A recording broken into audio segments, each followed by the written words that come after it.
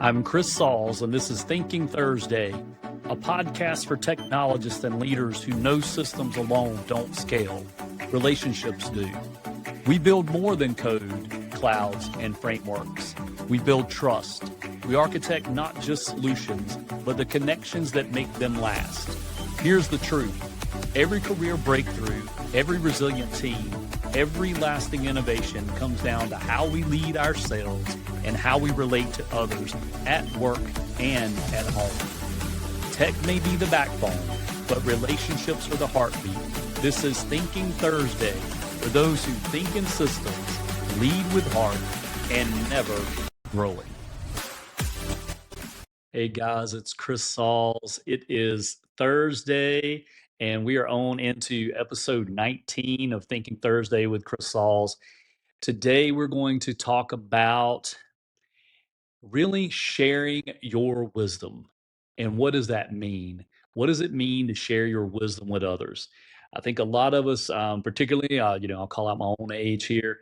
I'm at that point now where I've lived a little, maybe I lived a lot, uh, and there's a lot of things that I've experienced over the years. There's things that I've seen, things that I've done, things that I feel like sharing with others so that they don't have to go through maybe some of the tough spots that I did. They can learn from my experience so they don't have to experience the valley sometimes, maybe not so deep in the valley. We all need some valley experiences. Just in the past week, a little over a week ago, I was at the IMC in Orlando, Florida, with, I don't know, over 3,000 other coaches, speakers, and trainers, many of them getting certified for the first time. And as I was in that event, it's that moment where you realize when you're in a room of like minded individuals, the energy level is just through the roof. And one of the things we talk about is as soon as you leave, you're not going to be on the plane with 3,000 people or even a plane full of people like yourself. You're going to be there with other people that they are going to be going through life in maybe a different state. And state has a lot to do with how we carry ourselves each day.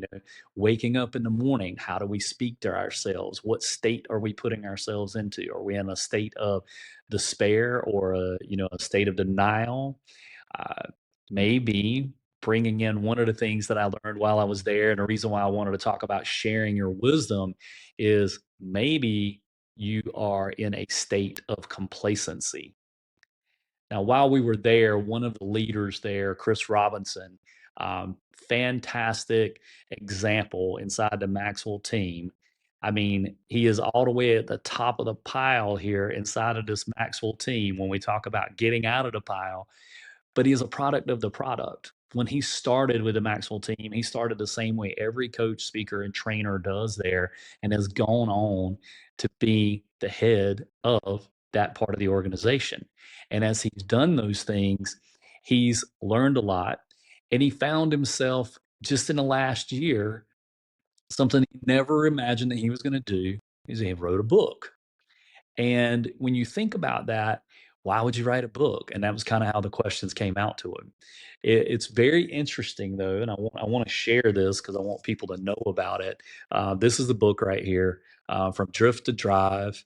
And I'm telling you now, if you are a if you're a leader, if you're leading yourself, leading your family, leading in a business, entrepreneur, I don't care what performance level you're at. This book, you need to read it. You need to read it for various reasons. I'm going to give you one of the basic reasons. Even someone at Chris's level gives a perfect example of how complacency can hide in our lives, where busyness can take over and it's not productive, where we're not being a productive person, where we're not doing some of the same rules and things that we applied or using the same guardrails because we've made it so far. So for those leaders out there to think, hey, I don't need any more leadership guidance. I don't need any more. I don't need to grow anymore. I have arrived, and John Maxwell calls that destination disease. And I don't think any of us ever truly arrive if we're continuing to grow. We're on a journey. We're on a journey that continues to go. There will come a day where that journey will end. But the fact is, are you going to go all the way to the end of the journey? So in this book, Chris describes complacency, but I wanted to use a few things from the book today just to kind of share with you to give you an idea of why, um, what the real why is here, of what you should be looking at inside your life, inside these things. Okay, I pop my questions out and then I move my bookmarks. Okay, so here we go. Business economists and psychologists have determined that 60% of employees feel disengaged at work. Now, for business owners, and if it doesn't matter if you're in a corporate environment, you're a small business, it does not matter. I want to make sure they're very clear on this. That alone says that they're disengaged, they lack enthusiasm, vision, excitement, and the price tag on it, and Chris has the numbers in here for this. That's $7.8 trillion that's lost to disengagement. Now, I don't know if that number means a lot to you, but 7.8 trillion is a big number to me. I don't even know if I can rationalize that. I know I've seen the experiments where they try to get people to rationalize what a million looks like with paper clips. Uh, just the simple fact of that says that there is a lot of loss there. And we, as leaders, we should be working to not have our teams disengaged. I'll get more into engagement and what that looks like, or what it's looked like for me, and maybe what it could look like for you as you move forward in this. Chris talks about another one. 48% of marriages, nearly half of marriages, fail because the partners, they show lack of interest in each other. Now, that right there, those 2 points alone make the book worth reading, in my opinion, because there's things in here. He's got a 7-step framework that really gets into how to fix this complacency, getting away from the chains of complacency. So again, this is Chris Robinson from Drift to Drive. Not, like I said, guys, he's just one of those guys that really puts his heart into this. He's a product of his environment. He has done some really, really deep stuff here. He's very transparent in the front of this book about how he was told he would never have the things that he has today. And it's not just about the financial gain, it's about the relationships that he has, it's about the life that he has, and it's about the wisdom that he now can share with others about where they can go if they want to. That was one of the things that I learned while I was there. So we're going to talk about frameworks for a second, because I know it's Thinking Thursday, and you guys always get into things that have impacted me a lot, but then maybe where you're at right now with AI and tech and those things, because that is where my heart and soul's at. It was one of the things that was even talked about at a conference is help someone that is who you used to be. So for you guys out there that are software developers, customer service, technical support reps, uh, platform engineering managers, DevOps, cloud engineering, all of those things, I've worked in those roles. I've grown through those roles. I can name off product lines: VMware, OpenStack, OpenShift, Red Hat, OpenShift, Red Hat, OpenStack, uh, Linux, Windows, all of the Windows products, SQL Server. We could go deep into cybersecurity packages, different things there. All of those areas I've worked in, because 3 decades of my life, I grew up with a lot of it being developed and designed and coming to play into it, along with AI becoming a prevalent part of our workday now, a part of our lives today. Frameworks. Really, what is the idea, and why are frameworks important? Frameworks begin to put structure to process that allow you to have a repeatable process. When I worked at a software company in 2008, I showed up on the job on a Monday with a framework that someone had already started developing. And what they wanted me to do was to begin to implement testing using the framework. And the testing there was for our customer base so that they would adopt our software faster. It was a scientific application. So in that process, the scientists, they would take a year to certify this product. Now think about that. If you've been in software development anytime, if it takes a year before somebody puts your latest version on, For them to certify it, that's 2 years out because you get it out the door. They've got to sit on it for a year. Then they got to certify it. So they've got to do all of that planning. So our goal was to reduce that. But back into the framework. So this framework had to do what these customers wanted, which was show them that the application did the math, did all of the things correctly. Because again, like I said, it was a scientific used in well, let's see. Let me make sure I get the pharmacokinetics. And in that particular environment, everything accuracy is key. It's a key element of it. We were able to finish that framework, and I started writing framework after my second week. I started working on adding to the framework as well as developing the cases for the use cases that the customers had and developing those things out. But that framework gave them a process. It gave them an ability to begin to do things faster. Now it was automated, end to end automated. Showed the application driving the software to doing all of the things that a scientist would do, but then giving them an ability to stop and look at the data and know that the output was correct, and also giving them the ability to put in their own data and test with that as well. Now, for those of you that are not in the software world, that was very technical and very boring. But just think about the simple fact we were able to test a recipe in the kitchen over and over and over again, and we didn't have to cook it 6 times to figure out how to get it exactly right. So we were able to do it in a really rapid manner and do those things. We were able to put the process to it. So we put that framework around it. And, just like recipes, sometimes people like a little more salt. Some people like a little more spice. Some people want it bland. They do not want those things in there. Some people don't want gluten. Some people do. You got all of these factors. But being able to give someone a framework where they have the ability to use and do those things matters. That's what Chris has done in his book here. That's what From Drift to Drive does for complacency. It gives you a framework to move you forward. Specifically, for me, what I see is this is where high performers often get trapped. We get trapped in the environment where I don't know if I want to call myself a high performer. I've been labeled that before, but you put that thing in there. I feel like that. But you get there and you become busy, but not busy productive. You're not being productive. So you're just doing things to do things. You're learning to learn, but you're never sharing your wisdom. You're never helping someone else with what you learned. You're never passing that knowledge along. Those things are critical as we do this stuff, right? It really is critical to knowing how these things function. Okay. Wow, take a breath, right? Every time I go to this conference, I have I have the best time, first of all. I love meeting new people. If you've ever met me, you know I love people and I truly enjoy being around them, and being around people really energizes me. It brings up a lot of stuff for me. It allows me to share, but it also allows me to listen. If you know me very well, sometimes you have to tell me to listen. Not always. I'm an active listener, but I love telling stories.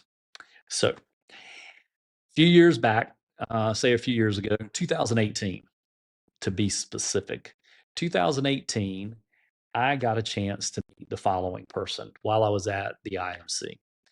And in that process, I got a chance to hear a story that really resonated with me. Some of you know, some of you don't. My past is a little bit, I don't know if you want to call it checkered or whatever you want to call it, but I dealt with a lot of divorce. I went through a divorce, I went through a couple of divorces along the way. I went through several, to be completely transparent. And through that process, I had a lot to learn. And involved in the last one, I suddenly had something that broke the cycle. Well, while I was at this conference, I was 2 years into after I'd broken that cycle. And then hearing this person's story, I realized not only had they broken that cycle, but they had done something else in their life. They had built the life that they wanted for themselves, that they had built things, that they had been very intentional about having a framework, having a method, having a path forward, a plan to get places. And I wanted to meet the person. So I got a chance to meet her, and her name is Marissa Nilsson. And if you look here, she had a new book that came out, and it's called Live Life Rich, The Entrepreneur's Guide. Now, I'm not going to read the bottom tagline. You can read it. Let me move my finger there. Uh, really, inside this book, I want to be really, really clear on this. Live life rich. She's not talking about just your financial wealth here. She's talking about there's three markets on the world, your health, wealth, and relationships. And she gets into a big part of that. Very transparent. Her and Chris both, the vulnerability in these books to let you know that you can come from humble beginnings and make it somewhere. It's just, they're incredible. But also the back end, just giving you those stories to let you know where they came from. But going through these, the framework that they're giving and the wisdom they're sharing, these are life changing plans, life changing frameworks that can move you and your business and your family. It can set you up for success. In this one, The Entrepreneur's Guide here, Live Life Rich, I had a lot that I wanted to talk about in this, but I don't want to teach their book because I can't teach their book. I've just finished reading them. I'm still consuming the information, I guess, or digesting the information and writing out my own plan because these aren't things that you just do overnight. These are things that take weeks, months, sometimes years to work your way through. So, but there are quick guides to get you going, to get you moving. So they're not something that you can't immediately use, but there are things that may take you a while. Entrepreneurs, we know this thing. Okay. A couple of things in this one that Marissa hits off on. Prepare, repair your freedom plan. So she really gets into the thing about planning and talks a lot about, making sure you have a plan, but she gives really good guidance on the type of plan and the things that you need. And she talks about having your board, your freedom board. And she gets into the things about, do you even know what your freedom number is? And for some of you out there, maybe you're working in corporate America, you're thinking about that. What's my freedom number? What is it that I need to be able to retire? What is it that I need to be able to do to be able to lead the life that I want to lead? But then also, what legacy or what significance am I having in the world? And have I planned for that? I've got a dear friend of mine right now that's going through a place in his life, and I got a chance to spend some time with him right before I went to the IMC. Spent a couple of hours, maybe a little longer with him right before I got ready to leave Raleigh, North Carolina. Oh, by the way, I'm in New Jersey today, so I'm not in my normal studio or my normal room. So I'm at my sister-in-law and brother-in-law's house. We're here spending some time with them, but I wanted to get this done.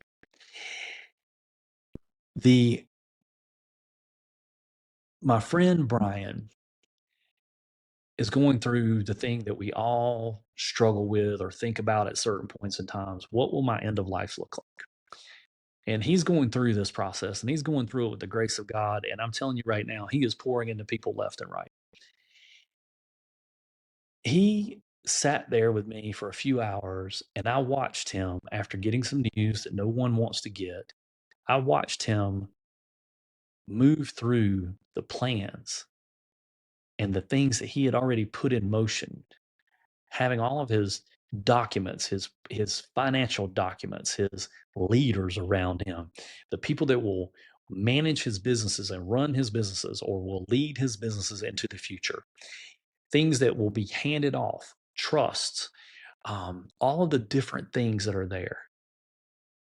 So interesting because Brian is a person like Marissa that found a way to make it in the world and got it all down and is sharing that wisdom. So again, if you want to know how to live life rich and you've ever dreamed of having the right plan in place or having the things that you want in life and you wanted a plan and you needed guidance and some wisdom from somebody that understands it, this book right here will take you there. All right. I know I said it was about sharing wisdom today, so I'm just going. Other things that I learned while I was there. There is give me 1 second here. I've already clicking around. Ding. For some reason, I would play with something. There we go. When you're doing a production away from home, when you touch the computer, you never know where things are going to go. So we're looking at this whole process of sharing wisdom, right? So I'm an independent executive director with the Maxwell Certified Leadership Team. Okay. A lot of stuff said there. At the end of the day, I'm a certified coach, speaker, and trainer. my target audience or the people that I feel like I gravitate to the most are technologists, the software developers, engineers, cloud engineers, really in the software world more than anything. I have worked in the hardware world as well. Um, I feel like my skills in that space may not be. I've never created a board for a device or anything like that. I have done some soldering in the past. I don't even know if that counts today. I don't even think people do any soldering anymore. I don't know. I don't see anybody doing it in the workplace. Long and the short, I have a heart for you guys because as a leader and growing up in that environment, I saw what leadership looked like. And I know how it went for me at companies. And I've seen, and I ask technologists today, they say it's still going the same way. Your top engineers, they ended up finding them out. They find that moment where, hey, your next promotion is that you're going to become a team leader or you're going to become a manager. Well, immediately at that point, now something that you haven't worked on or you haven't given the opportunity to, never been trained on. I'm not blaming it on you because I look at myself and think back on no one gave me any leadership training in this space for the soft skills I needed in the corporate environment. I came from the military. I had plenty of military training, but that's a top-down structure. Does not work in corporate environment the same by any means. And as I did that, I realized I didn't have the right set of skills. So from 2004 to 2008, woo, people that I led at that time, they learned some things. I don't know. I think it was 50-50. Some of them say it was like 60-40, maybe 70-30. I don't know. But as a leader, I know I was not the right kind of leader. I was not the kind of leader that I wanted to follow, even after I looked back at myself. So I went back to being an individual contributor for a few years to get myself together. Then I ran into a mentor that introduced me to John Maxwell, that got me involved in this, that got me looking at what it would be like to be a leader in technology and what skills that I need. Had mentors come along the way along that ride. Obviously, the mentor that taught me about frameworks, and I had a mentor that taught me about the soft skills. I had a mentor that came along that taught me about my spiritual growth. I had mentors that just appeared into my life because I was trying to grow, and they were sharing their wisdom with me. Got coaches, got coached on various parts of my life along the way. Took a lot of classes. Um, Started out and actually pursued a different degree program from anything that I ever thought I would do. Studied a degree program of theology and worked a way through that for a bachelor's up to going up to a master's and working on a PhD, doing all of those things. What does that say though? Never stop growing. These people shared wisdom with me, and then I learned that I needed to continue to learn and I needed to continue to grow and I needed to continue to move forward, that I could not stop, that I could not quit doing what I was doing and sharing my wisdom with others. Now, learning from John after becoming certified coach, spending time in a room with John and Chris and Marissa and 3,000 other people, 5,000 other people, not counting there's over nearly 60,000 of us worldwide now. Being in those rooms, I've had people pour into my life.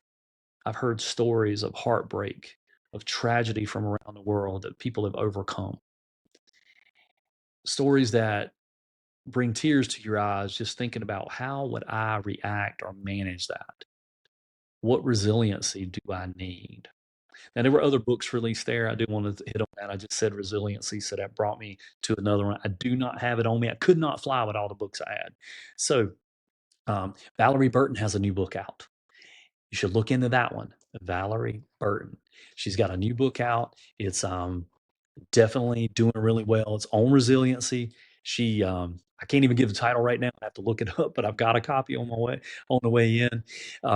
It's just amazing that they're just sharing this wisdom that they have from the things that they've experienced. All right, I'm getting long today, so I had a lot to share. Look, I could spend all day talking about what I learned at this conference.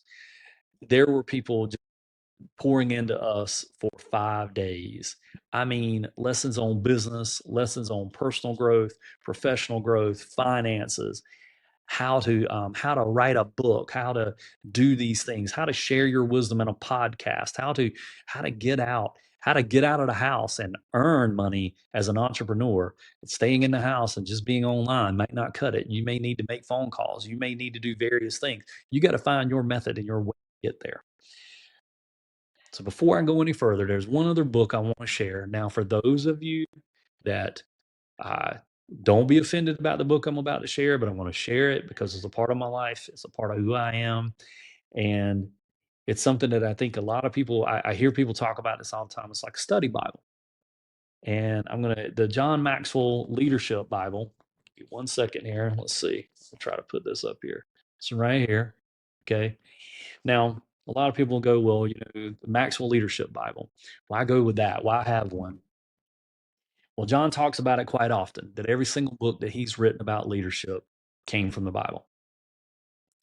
Now, he has a talent and he is talented at this to present these lessons and he'll talk to everybody. We love everybody, we care about everybody. I'm not concerned about what your background is with Christianity or religion or with your faith. I'm just asking that you work with me, that I'm able to share how and what I've learned in my faith that may help you, and you don't have to be of the same faith. I just think the lessons in this particular, believe the lessons in this can help break things for you, break the chains of things in life that will move you forward as a leader. So I was gonna cover one thing in here because in the leadership Bible he has all these lessons, and these are John's notes and leadership lessons. Bible's still here. Didn't take anything. This is his wisdom shared with the notes from the things that he's learned over 40 years. And one of the things he has in here is the law of empowerment, and I wanted to cover that. And what it says in here, Jesus gave authority to his team. So I'm going to just cover the 5 points here. Selection. We all go out and we hire people. We hire people into roles. If you're a manager or a leader, oftentimes you're involved in the hiring process. You could be a hiring manager. You could also be a recruiter. So you're hiring and you handpick people. Now, I know there's ways to. I heard someone talking yesterday on another podcast, a friend of mine's podcast, and a person was talking about bias. And really, he brought up a great point. We all have certain biases. We all do. But he brought up something that kind of didn't sit well with me around gut instinct. And he was like, that could be a bias. And I'm like, well, it could be, but it also could be your way of detecting something that doesn't create cohesive nature inside your team. And from my experience, I had a case of this not too many years ago where I reviewed a resume, looked at it, did a quick phone screen with a person, and I realized I was like, yeah, they're a good fit technically, but I'm not sure they're a good fit for the team. Why? Why would I say that? Okay, yeah, I had all those basic questions. I had the normal questions to allow me to, interview their technical skills and to see, hey, could they do the role? Absolutely, no doubt. But what they had been a contractor for many, many years. So they were used to rolling into a place, doing a job, packing it up, moving on, and doing the next job. They had never been on a team for more than, say, 90 days at a time or worked with a team more than 90 days at a time. Wasn't a red flag, but my gut instinct said that this person, while they said they wanted to be in a team and they were looking to settle down into a company to be a part of a team and long term, it's just something didn't sit right. But myself and the HR or the recruiting manager, we decided we were like, okay, we're going to give the person a shot because technically everything checks the boxes. There's no reason not to hire them other than this one, my gut instinct, right? That person had the same gut instinct after their communications with them. About 60 to 90 days into it, what do we run into? Unhappy because people wouldn't do what he wanted. The contract or the companies we worked with, they weren't listening. They didn't want to do the things he wanted to do the way he wanted to do it because he wanted to finish it. Whereas we had certain guidelines and things that we had to follow. And we didn't have the ability to do such as a high speed process that he was used to. The other thing was he wanted to be at the end and complete it. Nothing wrong with the drive he had, a great person.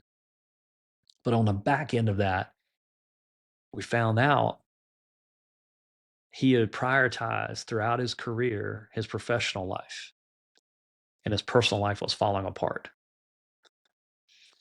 And I can say this, I know I talked about selection as you select people. If you prioritize your professional life, all of your change in your professional life above your personal life, and you don't grow in your personal life, your personal relationships are going to suffer. if it's always prioritized that way. So we gotta pay attention to that. All right, motivation. Jesus selected people he wanted to be around. He selected them because there was a chemistry with them. There were things that worked for him and that chemistry. Hey, it happens. We know that there are certain people that work within a team.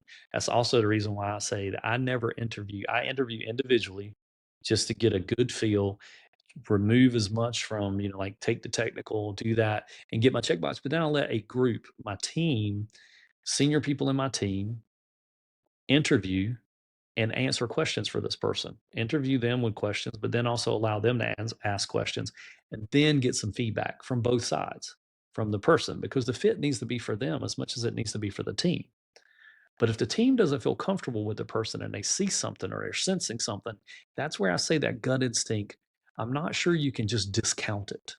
You've got to at least dig in on that and ask yourself some deeper questions. All right, connection. You got to have connection with people. So when you bring them into the team, you have to create proximity. You've got to be able to spend time with them. You can't just have them at arm's reach all the time. You need to bring them in, you need to bring them close, and you need to bring them close together with the team. And that is a part of it. And that is what Jesus was doing here with the empowerment, right? Bring them into close proximity, empower them to go and do, empower them by letting them know you trust them. And I'll talk about trust a little bit more on the back end of this. Permission. Give them assignments and let them go and do them.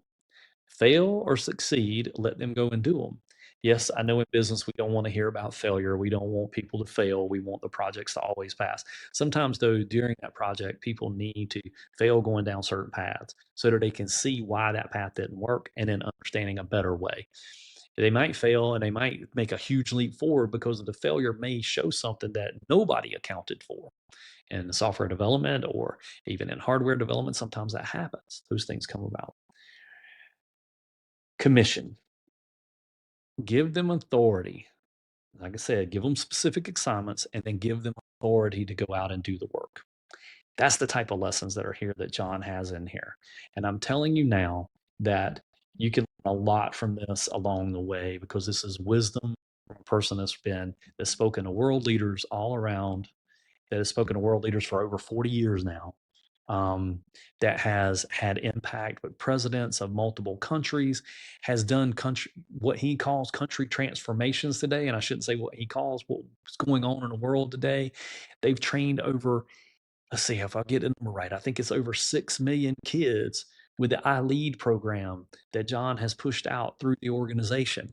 And I think about that, what is it going to be like when there's 6 million leaders that understand that, servant leadership and serving the team as a leader, as that grows out across the world? That's 6 million, and then millions here in the US as well. So John's leadership and what he's learned and what he shares wisdom every single time we're around him, and he assures us, as he says it all the time, hi, my name is John, which I would be, that's not me, and I am your friend. And that comes from, that's just John genuinely. And that's how, when I met him back in 2010, most thoughtful person that I have met with the stature that he has, with I guess, the success that he has, just thoughtful from wanting others to succeed, not just not just a mediocre success. I mean, wanting people to truly have significant success, that he wants them to have significance in their life. I'm going to wrap this up because I've been going way over for today. I know this has been a long podcast, Thinking Thursday. I wanted to share those points with you about wisdom from others. I get on and talk every Thursday about what I'm thinking about. And why do I do that? Because I want people, I want you, I want technologists to know that you can be the leader that you may not have gotten along the way, and you can overcome any of the things that you're running up against right now if you just continue to grow. That statement out there that says, I can, I must, and I will. cannot overlook that, because you can learn. You will do it if you put your mind to it, and you must do it if you want the team to be the kind of team that you wanted to be on years ago. So build something significant for the team around you and others, and have a wonderful week. I will talk to you next week. I've got a few things in the works. I want to close this out. If you are a technology leader and you are looking for an event to attend where you can learn about visionary, excitement, learning from leaders that have been there, done that, leaders in the industry of technology, in the industry of entertainment, in the industry of psychology and coaching, I've got it for you. Follow me, like and share, and I will give you more info about a virtual event that I will be doing in October where you can learn from leaders that are in all of those spaces that I really do believe can move the needle on how you approach leadership, and giving you that breath of fresh air to roll into fourth quarter and really dominate through the end of the year and kick off at the beginning of the year. Guys, have a great one. I'll talk to you later.